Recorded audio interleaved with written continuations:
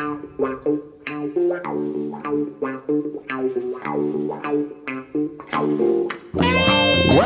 to a chapter of my life. This week we're joined by author Stuart Kane to talk about his books Man Friday, about the maverick 70s icon and legend Robin Friday. But first, Stuart, welcome to the studio, by the way. Thank you very much. Cheers, Be rude Gabbie. not to thank you for coming in. Talk about yourself. Who is Stuart Kane? I'm guessing you're not related to Harry. No, I wish I was. No, Yeah. I'm not related to Harry. Or Michael. No, Michael, no.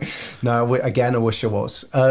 Me, I am a primary school teacher. I've been a primary school teacher for about 18 years. I used to play a little bit of football when I was younger. I had trials at Villa. I was on the books at Walsall. Eric McManus. What position did you play? A centre forward. Okay. Eric McManus was the youth team manager back then. I played a bit of rugby. And then obviously been teaching for a fair few years. I used to write a bit like yourself, a bit of poetry, and then always decided that when I was 40, I'd start writing. Right. And so when I was 40, I started to play around with writing, did a couple of courses and stuff, and it just grew from there. And so I suppose I am now Stuart Kane, the writer or the author, local lad just down the road from Moseley. Is this your first book? Because it's in two books, isn't it? Yeah. Where's the Chris? Mm-hmm. Have we got the cameras? Where are the cameras? Because we want to show these two books over there at our camera. There you go. So one was released first. The second was released after.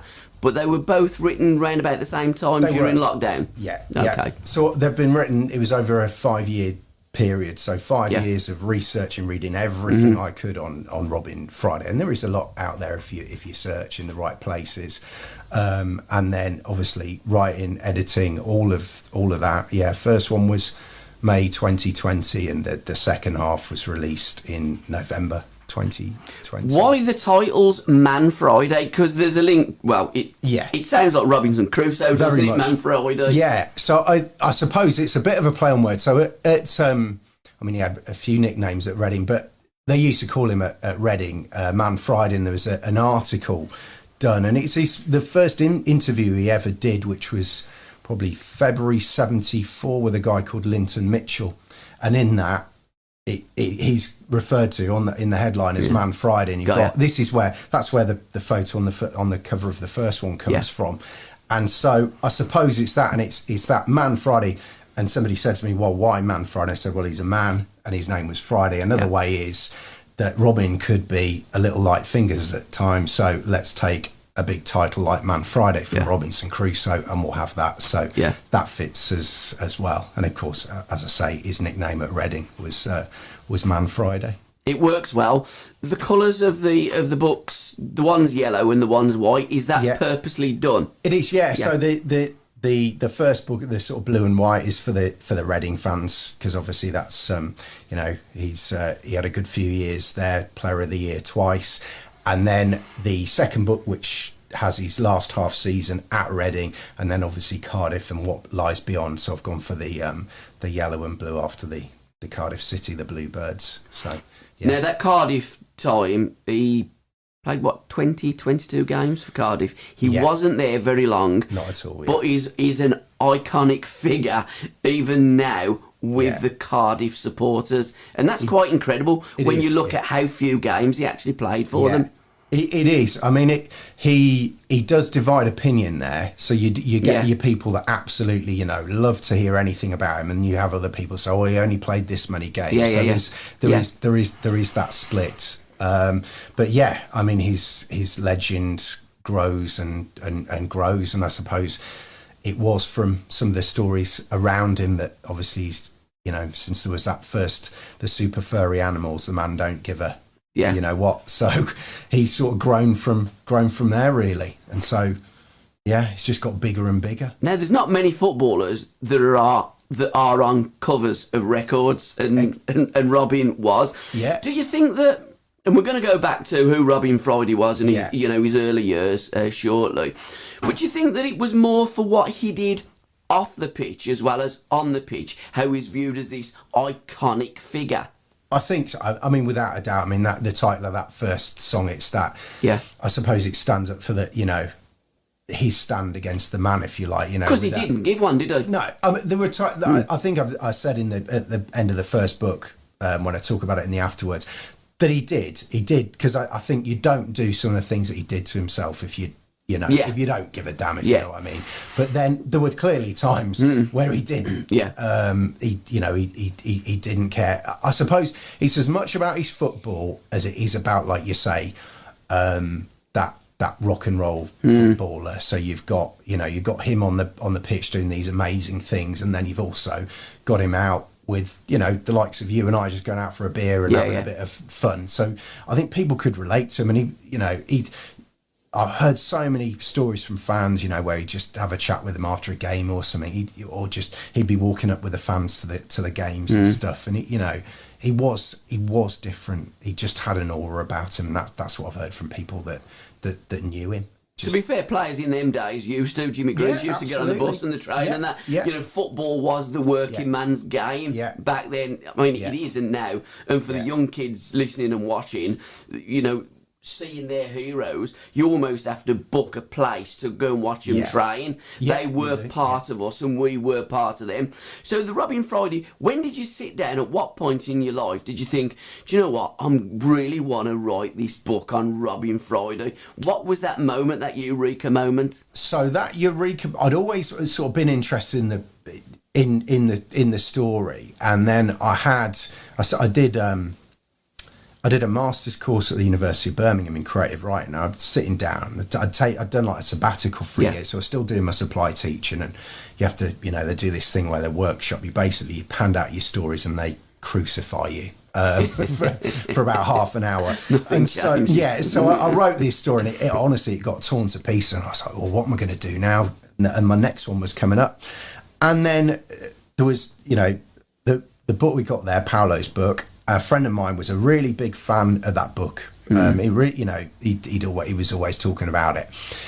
And I was sat in this workshop with this lady, this writer called Emma Henderson, and she held up The Damned United, and she went, "Oh, this is worth a read." And I'd read it years ago, I think, when it first came out. And I thought, I'll read that again, and then I started to think of Paolo's book, and then I thought, okay, this maybe I could do something different with that, because the biography's already been done. So let's Robin Friday isn't in that story. Let's have Robin Friday in the story. And then a mate of mine who didn't live too far from here, lived down the road in Acox Green, called Matt Tune, lovely lad, super sharp, very clever.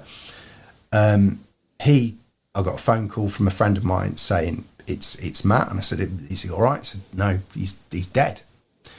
And he died a year older than Robin. He was 39. We didn't know until afterwards. Hammersmith born. We always thought he was a Brummie because we'd known him since the 90s. And he was born in Hammersmith like Robin, and died with an open verdict. And at that moment, I was like, okay, I'm writing a book on Robin Friday. And at that time, it was one book. I was just going to write one book on Robin Friday, and it was a big moment. And it was a short story. I say a book at that moment. It was a short story. So I sat down and locked myself away for a week, and just sat down and went through it. And it was very much about Robin's early life. I think I took him up to where he played Bristol Rovers when he was playing for Hayes. Yeah. I took him up to about that point, so about 3,000 words, and I handed it in for a workshop where it was like, right, everyone's ready to attack you. And you don't say who's written it, but out it goes. So everyone pulls out the notes, and they look through, and he goes, and Emma just held up my piece of writing. She went, right, this here, this is where all of you are measured by. That is the bar, and it's that high. Well done, Stuart. And I was just like, it was a bit of a moment. It was a bit emotional, and then from that, I kind of thought, yeah, I want to do something with this, but I didn't know what. I thought, yeah, I'd like to do something, and I thought about it, and I started to do bits of research here and there, and start to go through the archives and things, and then I kind of thought, okay, I'm going to do it. I'm going to take the reader on a journey with Robin Friday, and layer it. So this, you can take as much or as little from the books as you want, but you go on the journey with him. So Man Friday, the first half is that, from his beginnings to that grows up very fast to his pinnacle, really getting promoted to the third division, and then obviously the second half sort of charts, what happened after that, and the other side of it, really. Now, your journey, did you ever feel like getting off that train? Yeah. I don't know if you know about this, but it was hard. I mean, like I'm talking years of sleepless. I mean, it was a project I was really passionate about, and I think when you get into a character like Robin, who is so complex, and people have very different opinions about him, and I wanted to try and take all of that and go, right, let's have him all. Yeah. Let's put it all in, because he was, he was a complex character, and I think it was one Saturday. I played tennis very badly. I've not played, obviously, because of COVID and stuff. And I got on my bike to play my mate Nick down at Billesley tennis courts, right? So I'm going on bike, play tennis, win, obviously. And then I'm coming back up on my bike up Billesley Lane. And sorry, the night before, I decided I'm not writing this. Yeah. I'm stopping. Can't do this anymore. It's it's doing my nut in. At what stage was that? How far in the book were you at that time? I was probably about 2 years into the project. Sure. So I was about 2 years in. I just thought I'd spent, I'd given up weekends, I'd given up nights out, given up family life, lots of different sort of things, and I'd not saying I'd become a recluse, but I worked on it because I wanted it to be perfect. Yeah. And it was a Friday night, and I just gone, do you know what? Give yourself a break, Stuart. Just leave this to other people. So there was a weight lifted off my shoulder, and I was like, I feel great. I slept really sound on that Friday night. As I say, played my mate at tennis. Anyway, I'm coming on my push bike, tennis racket over my shoulder, and ambling down the Billesley Lane, just so you come up to the top round from the corner from where I live. There's the posh tennis courts, Moseley tennis courts, where I am not a member. Yeah. And we're coming up there, and there is a lad with brown hair down to here, and he's wearing a Reading shirt, a modern Reading shirt, and he's got a tennis racket over his shoulder. He's listening to earphones, and he's just strolling along like this. And honestly, I just went, "You've got to be joking!" And I looked at this lad, and I just went, Robin Friday, and he takes off his thing, just goes Robin Friday like this, and on again just to go home. And I was like, that's kind of a message, isn't it? Yeah.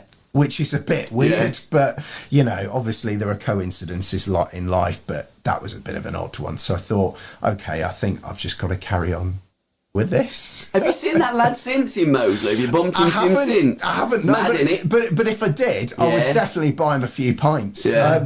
It was. Yeah, I mean, with writing the whole story, there's been some really strange coincidences that have thrown them. What's the strangest? What's the strange? I don't know. I suppose that was pretty strange. I had one where I was at the archives down in London, and I'd uncovered some things on Robin that hadn't sort of seen the light of day for 40 years.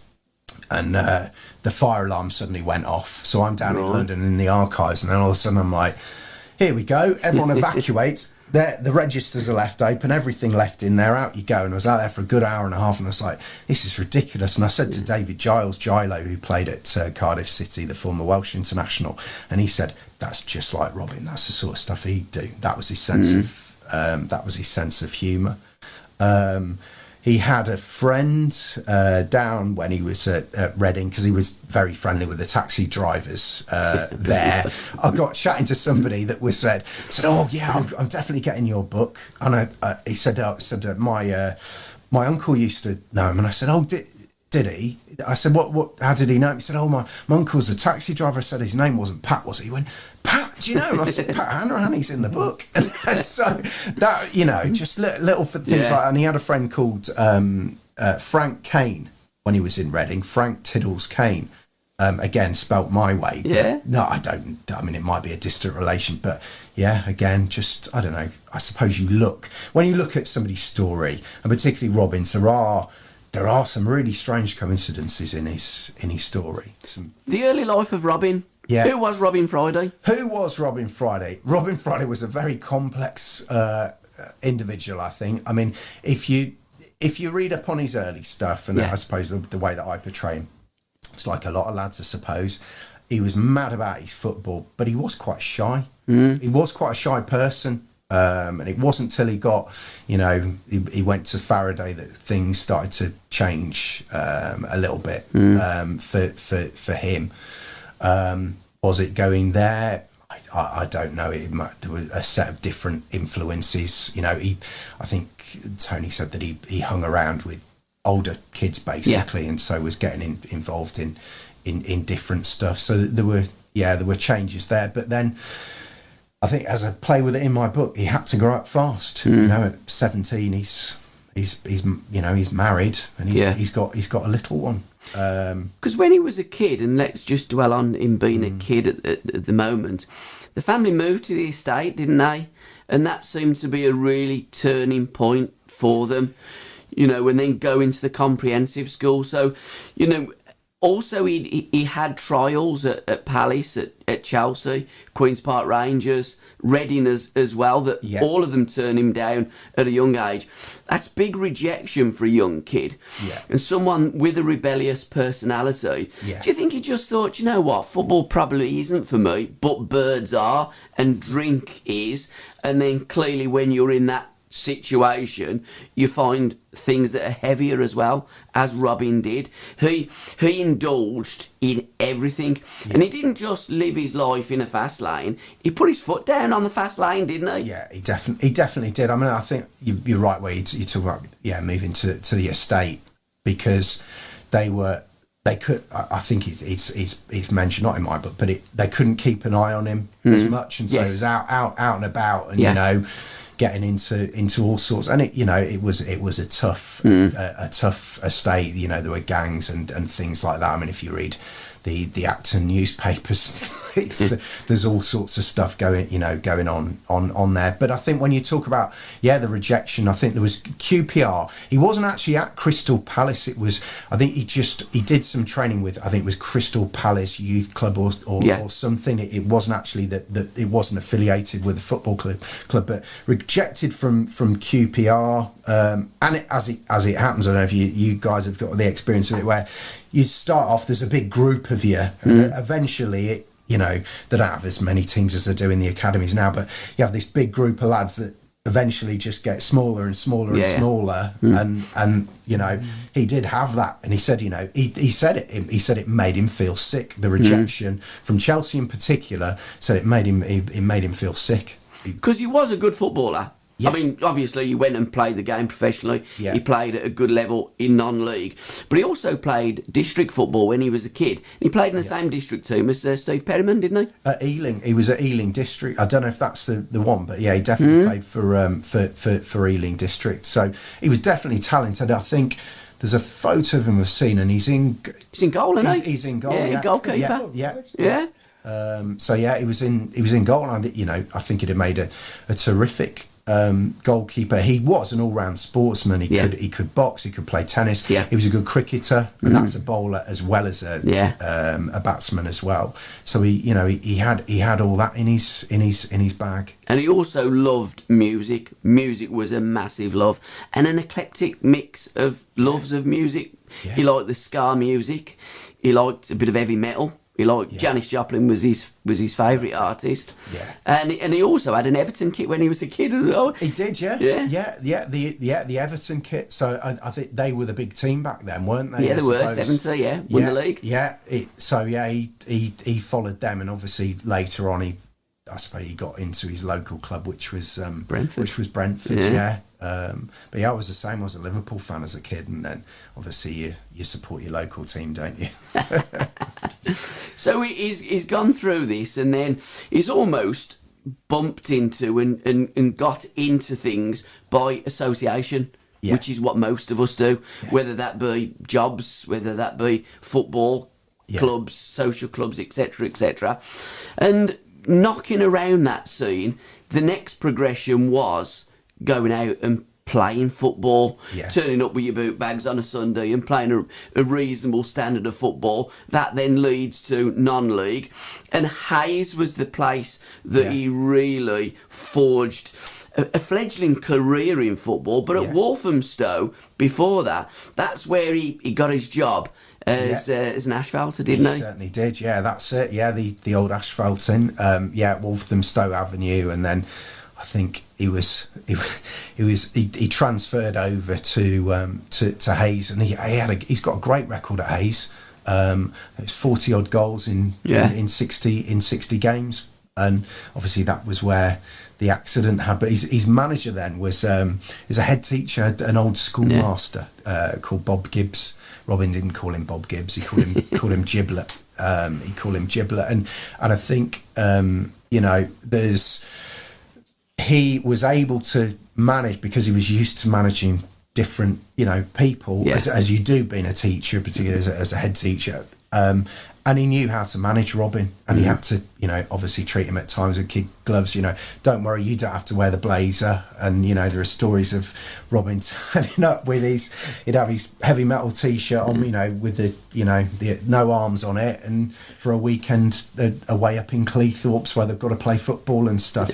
He was his own person, really, his own man. You're never going to mould a person like Robin Friday, because he lived this bohemian lifestyle anyhow, and we did reference Moseley earlier. He wouldn't look out of place on Moseley High Street, would he? Definitely, he'd have fitted right in there, I think. Now, while he was a young kid, 20, leading up to his 21st birthday and working on the asphalt, he fell off the scaffold and a spike impaled him right up the jacksie. It did. That was unbelievable that he actually, didn't kill him, didn't pierce any of his vitals. On another day, it possibly could have. But many people have looked at that and thought, was that the turning point for Robin? Did he then think, well, this is almost my second life? But by reading things and looking at it, he was always in a bit of trouble before that, so possibly not really. I think so. There is a few of the lads that played with him at Reading that say they think it was that moment that changed him, whereas I don't care, I'm just gonna live my life. But like you say, and that's what I go with really, that he wasn't angelic prior to that. He was he was messing around with everything. But I mean, to have the strength to get through that. I mean, he didn't just fall onto that stake. He actually he had the strength to push himself off it as well. Which isn't the brightest of things to do, is it? Because when you're in there, you're supposed to leave it in there and let professionals take it out. So he got off there, and I think he was in surgery anyway. I guess it was, we'll never know, several hours. For between 4 and 6 hours, and it was touch and go. And obviously back then, I think there's a photo you can see where he's jumping up for a corner for Reading, and his jersey's riding up, and you can see the scar next to his belly button, because he had to go around with his stomach in a bag for 3 months after that. Now that is, we're not, you do that now, obviously it's different, but back then, to have that strength. But again, this is part of it, is you got that, you're going to be on some strong painkillers there, which will have But he was on strong painkillers before. That's it. So 3 months he's got his stomach in a bag, and then he's off. He's playing he's back on the pitch with Hayes, playing in cup games against Bristol Rovers and Reading. I mean, it's I think just incredible to have the strength to think, well, I'm going to carry on. I'm going to carry on doing this, rather than just think, well, that's me. Yeah, that's me done. And it was that Reading game that really Charlie Hurley, the manager, then brought him in to Reading and made him a professional footballer? It was the cup games were 70. It was the 72-73 season. So they beat Rovers and had the 2 games against Reading, and that 72-73 season. And it wasn't another year until he actually brought him to Reading. Got ya. So that he did keep an eye on him, because he did hear the stories, and then I went. I think it was about half a dozen times he went back to go and have a look. And then what happened was, at the start of the 73-74 season. Now in that season, you could, for non-league, you could go and play, like I could play for your team one week, and then and you pay me, and then I'll go and play for Chris's team the next week. The registrations had gone out the window, so Robin was basically he was at Hayes, then he was at Enfield for a few games, who they then met in the cup, in the FA Cup qualifying games. You couldn't make it up. They were having a fight over who was going to keep him. Enfield went through in the end. He played 3 games for Enfield. Then he was off. Then he was connected to Walton and Hersham. Alan Batsford, they were looking for a striker there. Alan Batsford comes into the story later on. And then at the same time, in the week, he was sort of trialling with Reading, but he wouldn't play on the weekends for Reading, because obviously he was playing for Hayes or somebody else. So it was, and Charlie Hurley's like, was trying to work, trying to suss him out. What this lad can play, can I handle him? And you're right, it's the baggage, isn't it? Yeah. And to be fair, Reading were in the 4th division in those days. When they eventually got promoted, that was the first time in 50 years. Reading were pretty much a poor side. They were, and a desperate side. And I guess the fact that he thought, do you know what, I'll take a gamble. If it was a 2nd division team or even a 3rd division team, probably wouldn't have. But it's just that the stars aligned at that time, and he thought, you know what, we'll take a gamble on him. And it was a good gamble that paid off for him. Definitely. And I think you're right when you say that the stars aligned, as they so often do, sort of in Robin's story, positively and negatively, that things sort of seem to come around. It's really strange. I mean, he was £750, wasn't he, from Hayes, and he was still playing for them when he was still playing for them when he was at Reading, and they sort of signed him, and he was still playing on a Saturday, and I think he turned out on for them the following day or what have you. But once he turned out for Charlie, like you say, he had loads of injuries going on, because I've obviously read in the papers he had quite a few injuries, and it was like, I've got this lad here that looks like he can play, and he scares my players. Let's put him in. And he did in training as well, didn't he? He almost took a few of them out, didn't he? He definitely did, He did. Jimmy Warbanks was the trainer then, and the physio, and he did. And I think that was him in training. He had to be, it was a cup final, or you play on a Saturday. So there's no, I'm just going to, do this 50. He got stuck in, and obviously he wanted to prove a point to some of those pros. But, they looked at him and thought, this guy has come from, look at this guy, how many more of these out there? And, these are people, and it's so precarious, I think, being down in there in that lower league, particularly back then. It's like you can be gone just like that. Off you go, mate. We'll sign this non-league. And it's not like today when there's that massive gulf between the 4th tier and the top tier. It was, to my mind anyway, was a lot closer, really. I think the 70s were, for me, the halcyon days. I grew up in the 70s. We had characters. Like Robin, like Alan Hudson, like Charlie George, like Georgie Best. We had pitches that weren't very good. There was almost, when you're playing, there was different obstacles that you had to overcome whilst you're playing. You weren't playing on these bowling green pitches like they are today. Every game was a different experience, if you like. Now, Robin clattered a few in training. He got his debut away at Northampton. Now, did you talk to many Reading supporters about Robin? Because my take is, before Robin Friday, they were doing nothing apart from being bored out the schools, Yeah. drinking heavily. This is the fans, not the players. Yeah. And fighting amongst themselves because there was nothing else to do. Yeah. Robin come and changed it, didn't he? He did. He did, almost immediately, Yeah. really. I mean, he made his debut at Northampton on the cricket pitch, as you do.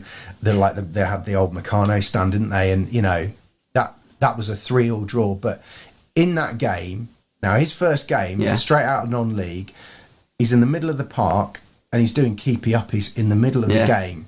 To have the confidence to do that, and and he could have scored. He nearly scored, which would that would have been remarkable. But I think he was involved in all the goals. But unfortunately, at the other end, they Reading's defence at the time, not Steve Death because he was incredible, but the Reading defence were a little bit shaky. But in terms of me talking to the fans, I've spoken to loads of people. So before I wrote those books, I didn't really talk to anyone, because I was quite conscious of the fact I wanted it to be, and to give myself a challenge, I suppose. I wanted to try and get as close to Robin Friday without other people's opinions, really. Yeah. You just I read everything and just come back for it and thought, okay, what can I do with this? And what I've had since, I mean, as I say, there were 2 lads I spoke to at Cardiff before the second half, but other than that, I haven't. But the feedback I've had since has just been incredible. And they, like you say, they said that it was just boring, and then he turns up and it's this the Messiah has come. He was incredible. What was noticed about him, to give him some sort of, to put it in reality, was his positional play. He's come from he just does what he wanted to do. That wasn't always spot on his positional play, because it was a case of him saying, I'll do this with him. But he certainly rocked Elm Park, and it was his home debut, wasn't it, against Exeter, where the heavens open and he scores a couple of goals, and he's it's incredible. And from that moment on, they absolutely loved him. And again, loved him for as much as what he'd done off the pitch. Yeah. For on the pitch, because he was banned from a Reading pub 10 times, wasn't he? I think is that true? Because the thing is with Robin, there's that many stories that I don't know whether they're true or they're fiction. Yeah. But kind of looking and reading and listening to people, they probably are true. Yeah. I think that's probably why I wrote what I wrote, is because having a fact-based fiction, the scores, all that, and various other factual things are correct, but you have got that other part where you can have a license, but staying true to his spirit and character, not going completely out there with it, and basing it in some sort of reality and making it authentic. But I think it was different pubs that he got banned from. It wasn't just the Boar's Head. There were quite a number of them that he was quite well known in. And it's sad, really, when you go down there, that the Boar's Head isn't there anymore. It's an Ibis hotel, but you can sit in a little pub opposite it and imagine what it would have been like. But I mean, it's funny, if you go through YouTube, or you see, or you're on Facebook or Twitter, you have all these people just have their little Robin Friday moments, like, oh, my dad says this, or he saw him fall out of a pub in his yellow cowboy boots, and he said all right, and just these little moments. And I can think, that's a real one, that's not, and because there are obviously people that just make stuff up on this. Afghan coat and hobnail boots. Is that true in the Robin room? I believe that the Churchill's Club is true. Was this seedy little pub, that it was the club that, if you were banned from everywhere else, it was that, we've got them here, haven't we? The Gary Owen. Yeah, there you go. Yeah.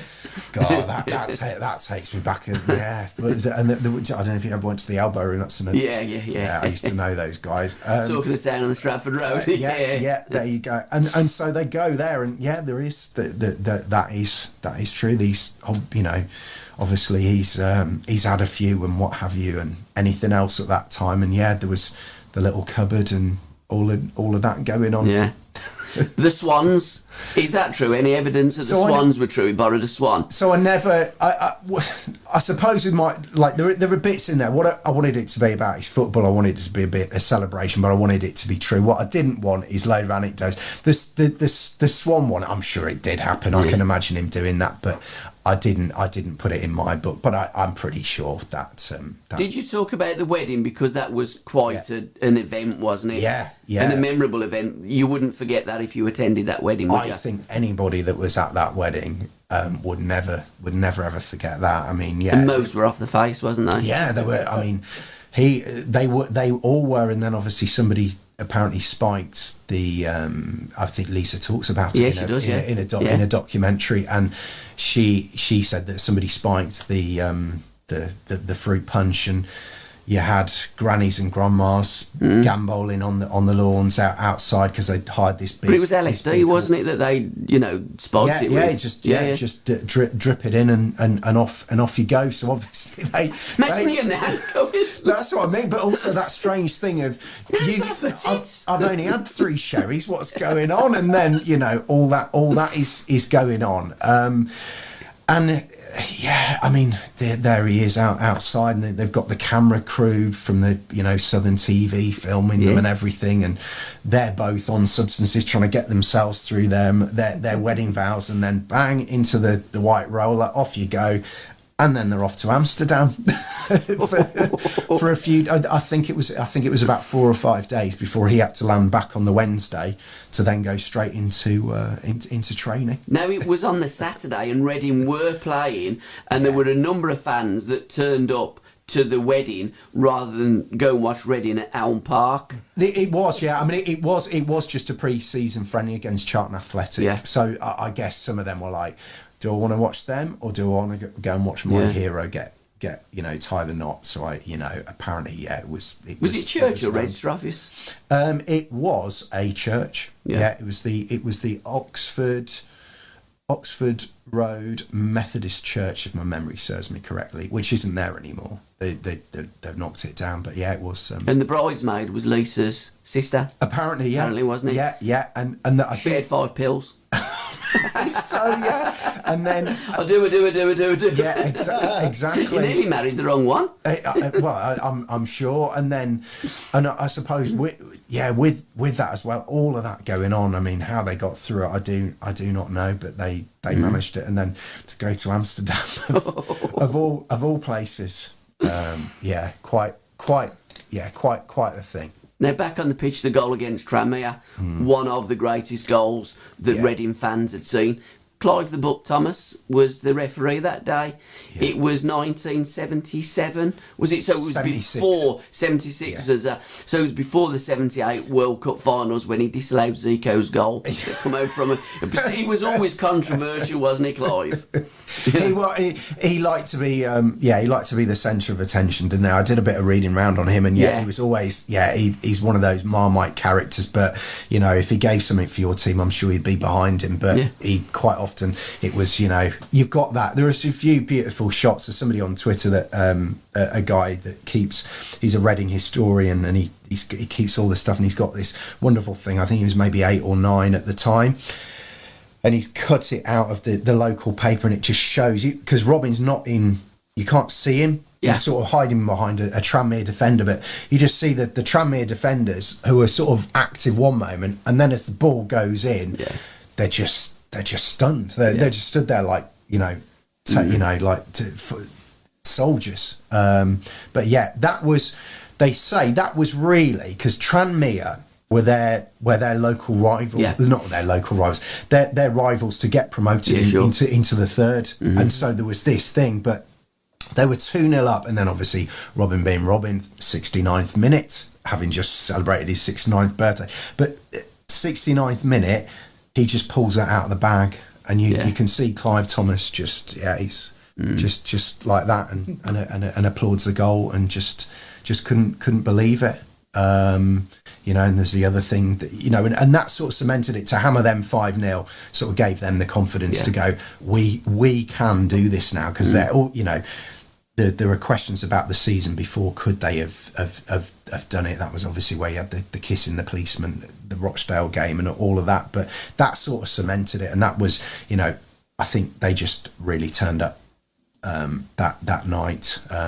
Minty Murray, John Murray had a stormer that night as well. Just as a team, they performed, and then obviously Robin just did what Robin. And the kissing of the copper, it was a full-on smack on the lips, wasn't it? It was, yeah. Took the hat off and kiss. He sort of held him by the cheeks and kissed him on the lips. There's a lovely from the local paper that night. There's you've got it where there's Robin. There's a cartoon of Robin with his bandy legs, and you've got him, and then this line of coppers behind him saying "me next." It's and that's I just think those little moments like that are lovely. And for if you're a kid watching that, that's your hero there. Forget about all the other stuff going on, but it must have just been magical, absolutely magical.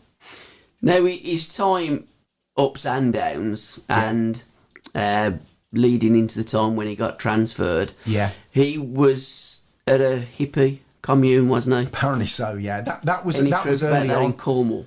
That was the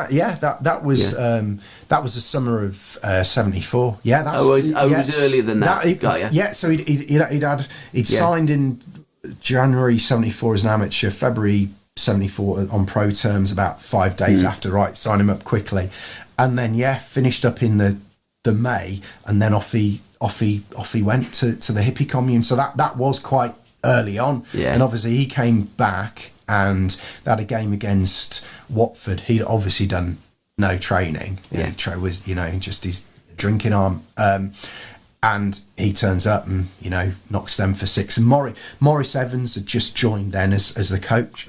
Yes, and he was just like and obviously he had an incredible record later on. Maurice, a real gentleman, and he was just wow, look at this kid go. The conversation with Maurice was quality as well, wasn't it? That one later on. There's Robin. If you put your mind to it, you take up that story. Well, that's it, isn't it? It is. It's that if you could just put your mind to it and concentrate on the game. In a few years you could be playing for England. It's what was his retort? It was, I've lived twice your life and I'm half your age, sort of thing. And I'm pretty sure that that happened. But then again, there's things I've looked into around that, because obviously when Paolo wrote his book, it was about 20 years after Robin had finished playing, and tempers had... Yeah, it was 97, 98, wasn't it, when that book came out, Giggsy? Tempers had, people had calmed down a little bit, but at the time, people were annoyed, including Morris, about, how, Robin had carried on, because he loved him. He wanted him to change. Jimmy Andrews loved him. They wanted him to change, but Robin was Robin. Because again, there was talk, there was speculation. How good was Robin Friday? Well, we don't actually know, because he did just play in the 4th division and then got transferred to Cardiff in the 2nd division. Now, even if he was a great football player, playing and plying his trade in the 1st division, as he may well have done, because he retired at 25. Yeah. So before he's peaked, he's actually retired. There is no way that he would have played for England, because one reason, and that was Don Revie. And it didn't matter how good you were as a player. Yeah. Our Mavericks were always overlooked by Revie because of their lifestyle didn't fit into how Don wanted his players to be on the football pitch. He wanted players he could trust, not players that could deliver. That's exactly it. And he didn't like them. That they wouldn't have got on at all with them. In this, that I suppose Robin is always, and back then was always compared to Stan Bowles. They'd say they were very similar in the way that they approached the game. But like you say, Don Revie, when he had, was it Stan at they were training, and Don Revie turned around and said, "Right, lads, I got you 300 quid for appearance fee every time you play for England." And it was, I think Emily Hughes was, I don't want that. I'll play for England for free. I don't want that. Yeah. And Stan just turned around and was like, I'll have yours then. And that he said they didn't talk to him that week, and I don't think he really played again after that. He just, there was no room for that sort of personality. There wasn't, and again, that was Stan. I mean, Stan had a heavy addiction to betting. Gambling. Stan loved a bet. There's no dispute about that. Yeah. And Robin loved doing everything. Yeah. And that's it. And I think with Robin as well, like you say, technical ability, he could have played in the old First Division, but it was his discipline. Now, from the lads, that had played at that level, be it a Peter Reid or somebody like that, they say they just had breathtaking ability. And they do say, even, Tony's brother says that the only thing he didn't have bags of was his speed. Once he got up running, he could have he had a bit of pace on him, but he didn't need to have that because of what he could do with the ball. He just seemed to be able to just pull it out of nowhere. He just had this amazing ability, and it's would it have been one of his regrets not making it? I think he lived a life in his way. He might have had a little regret later on about it, but it's one of those, he lived his life the way he sort of wanted.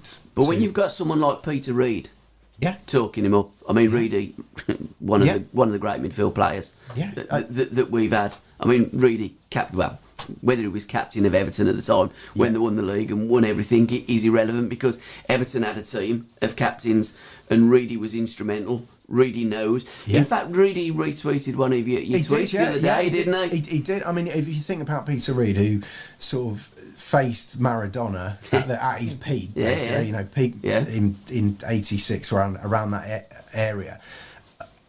He sort of he played in his last game. Peter Reid played because a lot of people, or that has been updated recently. A lot of people think that Robin's last game for Cardiff was Brighton. Yes, it wasn't. It was Bolton. Right, so he remained at the club for another good 6+ weeks after that, like playing in the reserves, trying to get back. Yeah, and then he made a comeback in that game, and it was against Bolton Wanderers up at Bolton's place, and there was Frank Worthington playing for Bolton, there was Peter Reid, Sam Allardyce, and it was 6-3 to Bolton, and Robin left the field after about 50 odd minutes, got subbed off, and then he played in another reserve game against Southampton. He'd got a couple of knocks to his knees. He was struggling with his cartilage, and then that was coming to the end. There was all sorts going on. He was getting fined. He was getting banned. Loads of stuff. Now we moved from Reading to Cardiff, so we've got to talk about the Cardiff years. Is what is widely perceived as his last game for Cardiff was against Brighton and Hove Albion. And the Mark Lawrenson incident. Now again, the defecation in there. That probably isn't true, but I did read somewhere that there's a game against Mansfield that it might be correct. Now I can say it with some certainty that in that Mansfield game, I believe he did, almost 100%, because I think David Downs spoke about it, the old Reading historian who I've spoken to a few times, a wonderful guy who just knows Reading inside out.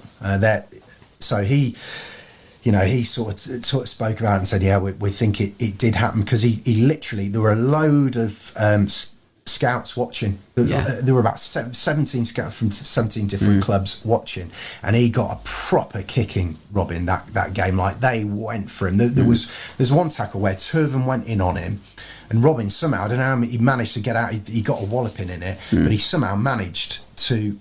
One of the players went into him so hard, the guy dislocated his. Popped his elbow, so they really went for him that game. And I think there were things going on, but behind the scenes at Reading, anyway, with Robin. And then I think he went in there, and if you look in the local paper, the Reading Evening Post, David Dibbin, the reporter. The headline is "Reading turning a stinker." Now, you got it. I would say with some certainty that I think that did happen. Now, that Cardiff move, there was something that happened round the signing of Robin Friday at Cardiff. What was happening in them days when he signed? When basically Charlie found out that Robin was doing what he was doing outside of, doing the drugs, and he's like, "You're a professional footballer. I can't have you doing that." But what had happened over the summer, the main and I suppose the where it all centres was the contract. So there was a new contract that came. I think he was given an extra £5, to which he thought, hold it, I'm worth more, £5 for I've got you promoted for the first time in 50 years. And he did get them promoted. I know there were other lads playing and they were incredible, but I've had people say to me, it was him. He pulled us up. You can say this, you can say that about him, but he did. He gave his all, 110%.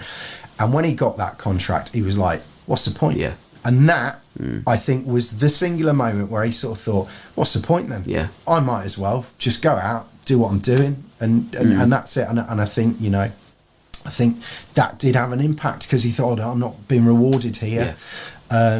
And then, obviously, I think if you look at the papers from the time he was, Wolves looked at him. Ron Saunders was a massive Robin Friday fan. Imagine him at the Villa. Yeah, incredible. Saunders was a real disciplinarian as well. Absolutely, yeah. And again, that would have dissuaded lots of managers at the top level. Definitely. To not play him. So you got the connection. Eamon Dunphy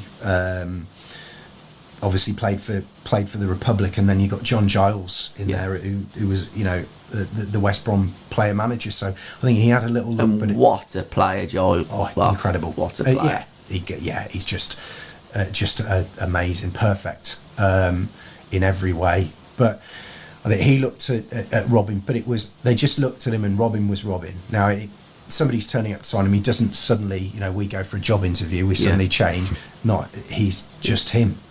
And that's it, he'll sit and have a drink and what have you. And so that didn't impress. Arsenal looked at him, Bertie Mee looked at him quite a bit as well.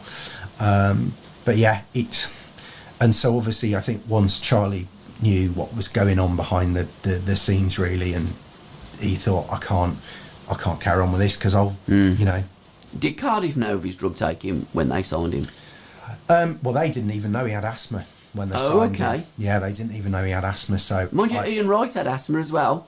I mean, there are a number of footballers, isn't there? There definitely are. But I suppose back then, you're having your physio before your game was a little bit different. Yeah. But that got bypassed. Nothing was passed on. And Cardiff had looked at him quite a few times. And if you, I don't know if you've seen, but there was talk of Robin would be worth 100 grand. Then it dropped to 60. Then it dropped to 30, and then it finished off around, I think it was about 28,000 in the end. So I think Cardiff at the time, and it's difficult when you look.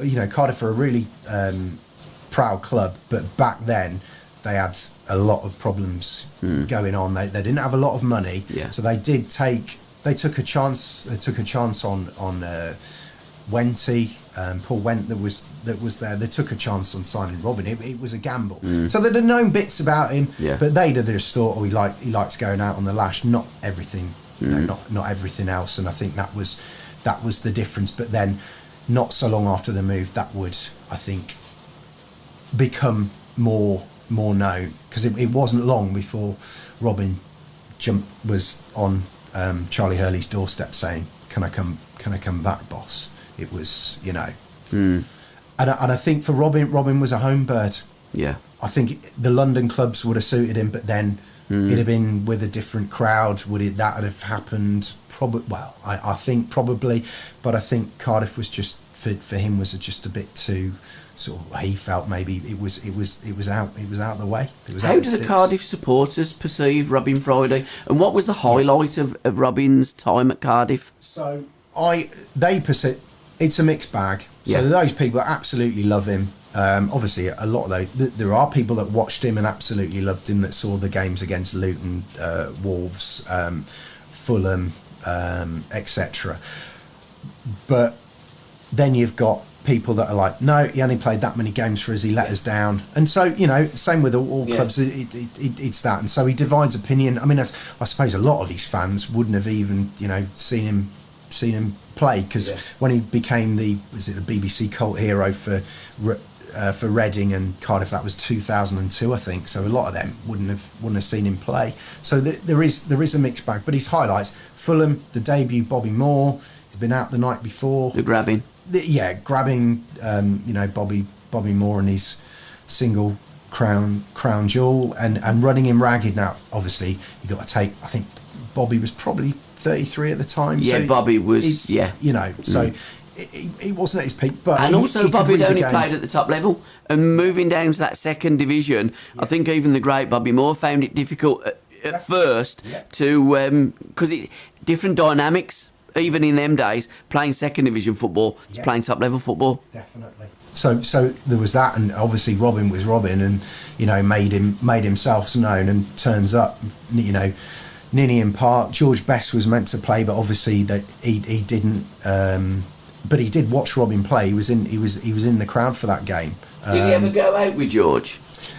I mean, that would have been a night out, wouldn't it? Alan Hudson, George Best and Robin Friday. Can you imagine? I think that would have been interesting, wouldn't it? I mean, George did live down in Berkshire for a while, didn't he? But, I mean, they'd have certainly seen each other after that Cardiff-Fulham game. But other than that, I don't know, they might have bumped into each other in pubs in London here and there over the years. But, yeah, so there was the Cardiff, there was the Wolves game, which was a big highlight for Robin. But Robin was a sub that game. Yeah. And he came on, and literally Wolves, who were then, they were at the top. They were top of the second division then, and that would have been the year that they won it, 77. Yeah, that was the year. The year that Forest went up. Yeah, when Kenny Ibbett scored the goal at Bolton last game of the season. Yeah, that's it. So that with that in mind, he came on and totally changed the game. So I think he came up half an hour left. Yeah, 2-0 at that point to Wolves. He comes in, makes himself known as he did, and that's it. Bang, 2-2, and that a vital point. And they did obviously manage to stay up that season, because it was touch and go for Cardiff that season. So he's left Cardiff. What happened next? So he left. So when he left Cardiff, he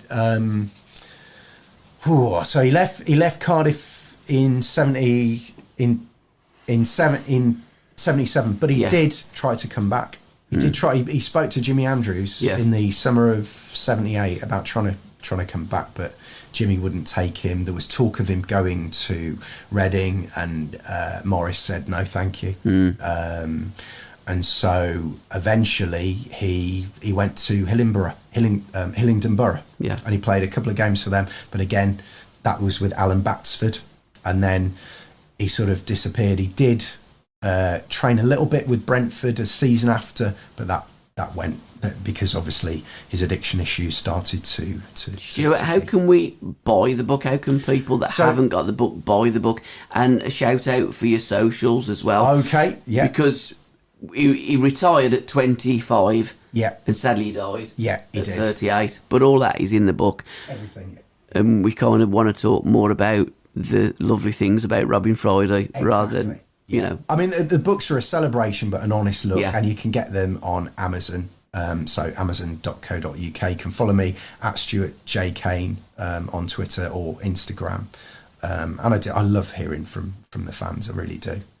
And Instagram as well seems to be very popular with the youngsters these days, and I'm sure some of your kids with Instagram. I'm on that as well. Yeah, that's at Stuart J. Kane, and on Facebook as well. So yeah, always happy to get in. And finally, what are you going to be doing next? Because it's took you 5 years to do that. We've had a pandemic, so it made it slightly easier, I'm guessing, but sometimes not. Yeah, being a teacher, it'll be a tricky one. So obviously, I carry on with my teaching, but I'm going to write a book, something a little bit different. Yeah. Football based. There'll be a little bit of football in it, but it's a novel. It's a bit of everything. It's a bit of a social commentary, I think. So, yeah, about sort of care and things like that. There'll be quite a lot. We'll see. I won't say too much on it. Won't put the pressure on. Have you already started it? I started making the notes and stuff. Yeah, and sort of begun in earnest, and then it sort of starts. How long are you going to give yourself on it? I think I'll do it in a couple of years. Sure. I think, because I'll need less research for this than I did for obviously Robin's. Yeah.